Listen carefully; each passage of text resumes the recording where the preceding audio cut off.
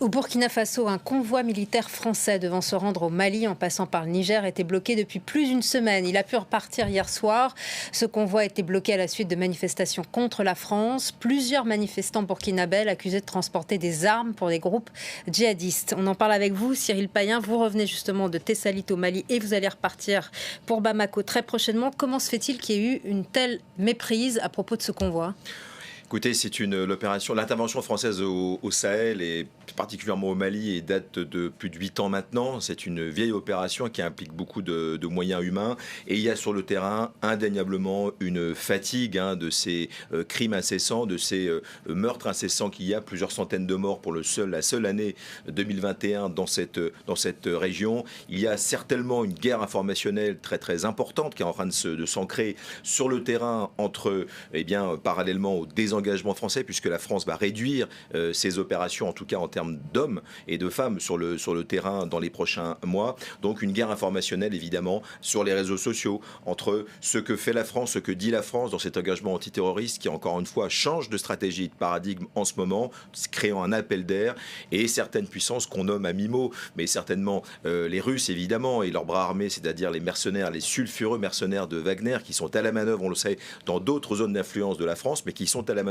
résolument, notamment au Mali. Tout cela fait que, bien évidemment, il y a des rumeurs, énormément de désinformation et des actions contradictoires. Ce qui est concret, vous le disiez, c'est que pour la première fois, l'ensemble de cette colère, l'ensemble de cette manifestation de dépit vis-à-vis de la présence française, mais également vis-à-vis de leurs autorités, ont poussé des centaines de manifestants burkinabés à bloquer ce convoi sur la voie sacrée. La voie sacrée, c'est un convoi logistique qui fait 2000 km entre Abidjan et Gao, la grande base logistique où il y a 2000 soldats au Mali et qui a été bloqué pendant de nombreux jours. Alors ce que je peux vous dire, c'est qu'à l'instant, ça faisait 6 jours que le convoi était bloqué. Il errait un peu entre le Burkina Faso et le Niger. L'état-major des forces armées françaises vient de m'annoncer que le convoi était passé au Niger au moment où on vous parle. Donc c'est sans doute la fin de cette anecdote, mais une anecdote qui en dit long sur la nécessité de changer encore une fois la donne sur le terrain, sur fond de violence qui ne cesse pas. Il y a eu 59 morts à Inata au Burkina Faso la semaine dernière. Ça a énormément choqué la population,